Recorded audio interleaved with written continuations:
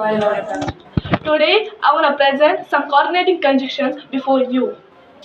Coordinating conjunctions are the conjunctions that connect two equal parts of a sentence. Coordinating conjunctions वो conjunction है जो एक sentence के दो equal part को जोड़ता है. और चलिए इन्हें समझते हैं. ये देखिए जो बोर्ड बना कर लिखे हैं for and or but और yet so. ये कुछ coordinating conjunctions है, लेकिन इनको मुश्किल होता है थोड़ा सा, इनको याद करना थोड़ा सा मुश्किल होता है, इसलिए हम इनको इकट्ठे पढ़ते हैं फैन वॉरियर्स. अब चलिए इन्हें समझते हैं. सबसे पहले एफ का मतलब होता है फॉर. Give us reason. जब हमें कोई रीजन देना होता है तब हम फॉर को इस्तेमाल करते हैं. जैसे कि I was tired for I didn't sleep well. मैं थका हुआ था इसलिए मैं अच्छे से नहीं सो पाया. दूसरा ए का मतलब होता है एड इज इंफॉर्मेशन. जो ऐड है जब हम कोई बात कहते हैं उसमें ये इंफॉर्मेशन बढ़ाता है, यानी कि उसमें इंफॉर्मेशन देता है और उसे बढ़ाता है.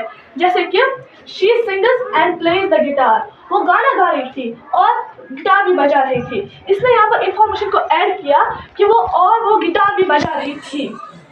अब तीसरा एंड का मतलब होता है nor. Add is negative information.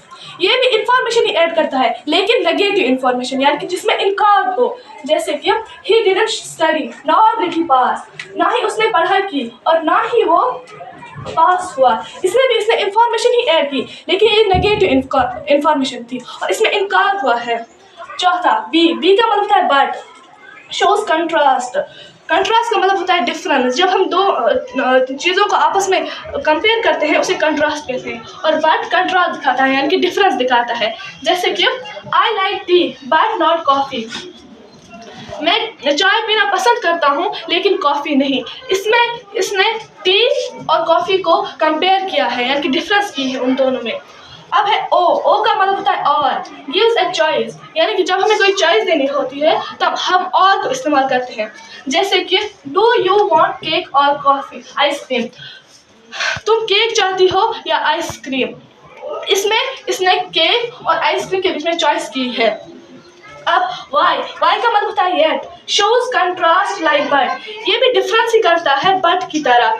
जैसे कि he is small yet strong. वो छोटा है लेकिन ताकतवर है.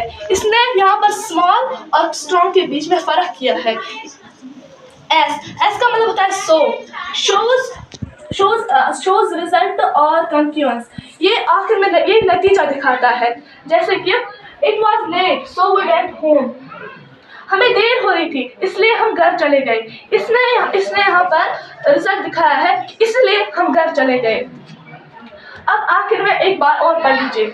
फॉर एंड नॉर बट और yet so. FANBOYS fan voice. अब आपसे फिर मिलेंगे. खुदा हाफिज़.